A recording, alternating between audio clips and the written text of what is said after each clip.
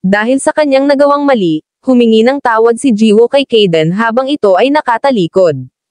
Ipinaliwanag niya na nasabi niya ang mga ganoong bagay dahil sa labis na pag-aalala, lalo na't akala niya ay aalis si Kayden nang hindi nagpapaalam.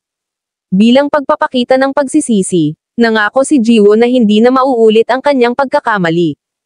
Kitang-kita ang pagkalungkot at pagkalugmok ni Jiwoo habang humihingi ng paumanhin. Tumugon naman si Kayden, na may halong pagkainis, na tumigil na si Jiwoo dahil naiintindihan na niya ang sitwasyon. Dahil sa narinig, kinumpirma ni Jiwoo kay Kayden kung talagang napatawad na siya. Sinabi naman ni Kayden na wala na dapat pang ihingi ng tawad at dapat na nilang kalimutan ang nangyari. Nagpakita si Jiwoo ng isang awkward na ngiti dahil sa pagkaasiwa. Nag-aalalang nagtanong si Jiwoo kay Kayden kung naistorbo ba niya ito sa pagsigaw habang nasa banyo. Dahil dito, lalo pang nagalit si Kayden at bigla siyang naglabas ng galit, inamban ng suntok si Jiwoo, habang sa kanyang isip ay pinipigilan niya ang sarili na saktan ito. Sa tindi ng takot, muling humingi ng tawad si Jiwoo at nakiusap na ibaba na ni Kayden ang kanyang mga paa. Pagkatapos ng tensyon, nagpakita si Jiwoo ng isang matamis na ngiti at maamong mukha, at sinabing natutuwa siyang nanatili pa rin si Kayden. Naguluhan at nagtaka naman si Kayden sa inaasal ni Jiwoo, at tumalikod na may halong pagkainis. Matapos ang nakakatawang tagpo, sabay na lumingon sina Jiwoo at Kayden dahil sa isang tunog na kanilang narinig. Nakita nila na ang tunog ay nagmula sa isang kulay abong pusa. Galit na nagmamasid ang kulay abong pusa sa paligid habang unti-unti itong tumatayo.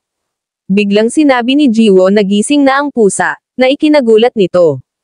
Tumingin ang kulay abong pusa sa kanilang dalawa at nakita niyang nakatitig din ang mga ito sa kanya. Nanlaki ang mga mata ng pusa sa galit at ipinakita nito ang kanyang tapang. Kitang-kita na tumayo ang mga buhok nito sa katawan, ngunit nanatiling nakatitig ang dalawa sa kanya, na tila hindi natatakot. Naalala ng kulay abong pusa ang nakaraang pangyayari kung saan parehong tinalo at pinatulog siya ni Jiwoo at Kayden sa isang laban. Dahil sa pagkaalala, biglang nawala ang galit ng pusa.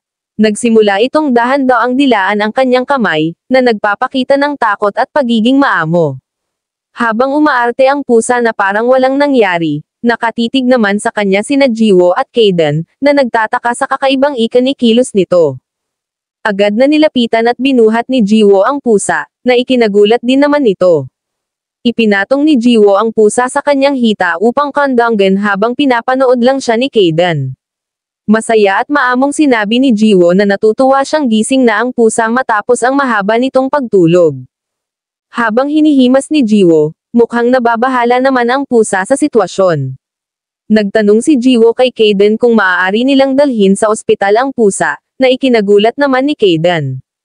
Tiwala si Jiwoo na walang mangyayaring masama dahil kalmado na ang pusa, ngunit hindi sumasang-ayon dito si Kayden. Ang kulay abong pusa ay labis na kinakabahan, nanginginig at mukhang na-shock. Tinitigan lang siya ni Kayden nang walang sinasabi. Nagsalita si Jiwoo, sinabing alam niyang binantayan ni Kayden ang pusa, ngunit iminungkahi niyang dalhin pa rin ito sa veterinaryo para masigurado ang kalagayan nito. Inalok niya si Kayden na sumama para panatag ang loob niya na walang mangyayaring masama. Ikinagulat ni Kayden ang alok ni Jiwoo at nagpahayag ng hinanakit, sinabing bakit pa siya kailangang sumama dahil matrabaho ito. Subalit, masaya ang mukha ni Jiwoo habang nakikiusap. Agad na tumanggi si Kayden, subalit sa pagtalikod niya ay na-excite siya sa sinabi ni Jiwoo na bibilhan siya ng treats.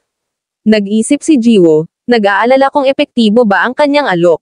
Si Kayden naman ay tila nahihiyang napalingon sa malayo. Biglang sinabi ni Jiwoo na mukhang ubos na ang kanilang mga cat foods.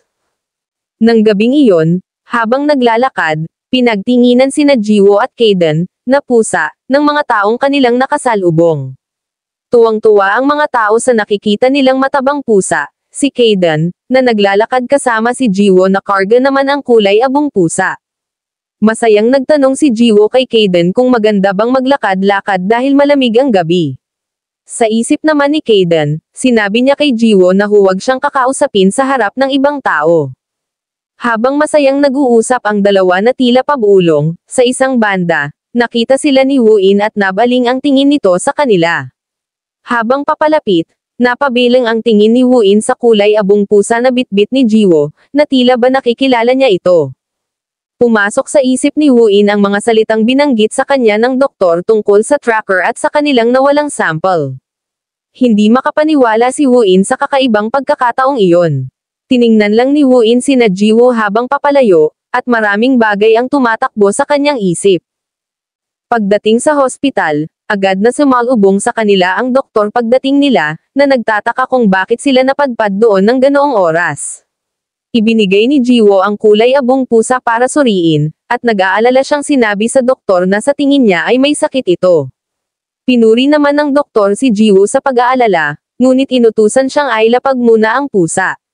Habang nag-uusap sila, abala si Kayden sa pagtingin-tingin sa mga delat ang pagkain na nasa ospital. Matapos suriin ang kulay abong pusa, masayang ibinalita ng doktor na maayos ang kalagayan nito at malusog ang mga buto. Laking tuwa naman ni Jiwo at nagpasalamat siya. Ngunit, nagbigay pa ng pahabol ang doktor, kailangan na raw mag-diet ng orange na pusa, na si Kayden, dahil may malaking epekto ito sa kanyang kalusugan. Natawa si Jiwo sa sinabi, ngunit sa likod ng tawa niya, makikita ang matinding galit ni Kayden na gustong-gusto ng saktan ang doktor. Habang nangyayari ang lahat ng iyon, napansin ni Jiwo ang isang sulok ng silid na puno ng mga hayop na may malubhang kalagayan. Nagulat siya at nagtanong kung bakit napakaraming hayop doon. Paliwanag ng doktor, lahat ng mga hayop ay may sakit at iniwan lang sa harap ng ospital kasama ang pambayad sa kanilang paggamot. Nalungkot si Jiwo at nagtanong kung inabuso ba ang mga hayop, na hindi naman masigurado ng doktor. Sinabi ng doktor na walang nakikitang pisikal na sugat ang mga hayop, ngunit may iba pa silang problema. Dahil sa pag-uusisa ni Jiwo, inamin ng doktor na karamihan sa mga hayop ay biktima ng drug addiction.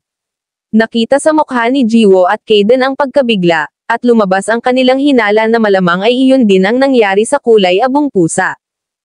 Sa kabilang dako, makikitang bumababa sa hagdan si Wuin patungo sa kanilang laboratorio. Sinalubong siya ng galit na tanong ng doktor kung saan siya galing. Kalmadong sumagot si Wuin na nilinis niya ang mga bangkay ng mga patay na hayop. Tinanggap naman ng doktor ang paliwanag niya at binalaan si Wuin na mag-ingat sa labas dahil maaaring magpakita ang mga tracker. Sumang-ayon naman si Wuin sa babala. Habang tinitingnan ng doktor ang kanyang talaan, naiinis siya dahil sa paulit-ulit niyang pagtatangka, ngunit wala pa ring gumagana sa kanyang eksperimento. Biglang nagtanong si Wuin kung anong kapangyarihan mayroon ang tracker na tinutukoy nila. Nagulat ang doktor sa tanong, ngunit sumagot din. Sinabi niya na super speed daw ang kapangyarihan ng tracker na dumaloy sa harapan niya at kinuha ang kanyang sample. Sinubukan niya itong pigilan, ngunit sobrang bilis daw talaga nito. Mapagmataas niyang sinabi na kung hindi lang siya nawala sa depensa, hindi ito makakatakas. Kaya sa susunod na magkita sila, magiging handa na siya. Galit na galit ang doktor at sinigurado niyang papatayin niya ang inaakala niyang tracker. Tahimik lang siyang tiningnan ni Wuin.